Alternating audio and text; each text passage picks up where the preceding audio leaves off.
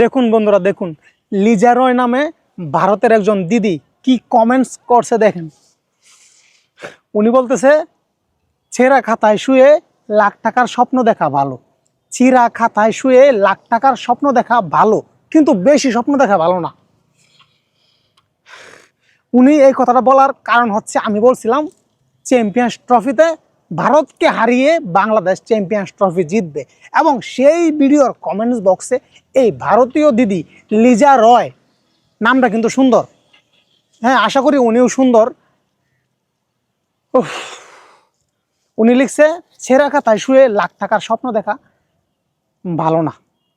তো ছেলেরা যদি এসব কমেন্টস করে, এসব অপমান যদি ছেলেরা করে তাহলে মানা যায়, মেনে নেওয়া যায়, ছেলেরা যদি করে।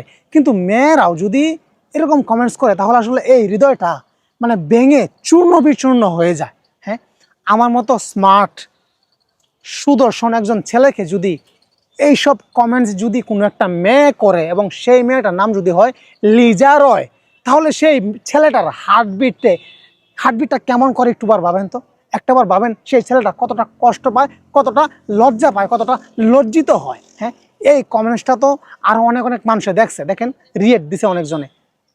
দেখেন এরকম অপমান কি আসলে মেনে নেওয়া যায়, সহ্য করা যায়? আজকে আমি এরকম ইয়াং স্মার্ট সুদর্শন সুন্দর যদি না হইতাম, আজকে যদি আমি বৃদ্ধ হইতাম, হ্যাঁ বৃদ্ধ, তাহলে আমাকে অপমানটা করতো, মেনে নেওয়া যাইতো, বা এত একটা গুরুত্ব দিতাম না। কিন্তু আমার মতো স্মার্ট সুদর্শন একজন ছেলেকে লিজা রয় নামে একজন মানুষ, ভারতীয় একজন দিদি যদি এই কমেন্টসটা যদি করে, তাহলে আসলে কতটা কষ্ট লাগে মনের মধ্যে, এবং আমি কতটা কষ্ট পাইছি আপনারা বুঝতে পারছেন।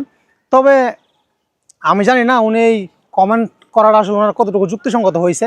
তবে ছেঁড়া খাতা শুয়ে যদি লাখ টাকার স্বপ্ন বা চ্যাম্পিয়ন্স ট্রফি জেতার স্বপ্ন না দেখি, তাহলে তো হয় না। স্বপ্ন আছে বলে তো বেঁচে আছি। হ্যাঁ, নেক্সট টার্গেট, নেক্সট বিশ্বকাপ, নেক্সট ওয়ার্ল্ড কাপ, ওই সব স্বপ্ন দেখে দেখি তো আজকে মানে অপেক্ষার প্রহর গুনতেছি। স্বপ্ন ছাড়া তো আর মানুষ বাঁচে না। তো দিদি লিজা রয় দিদি, আপনার এই কমেন্টসটাতে অনেক কষ্ট পাইছি, এই হৃদয়টা ভেঙে চূর্ণ বিচূর্ণ হয়ে গেছে।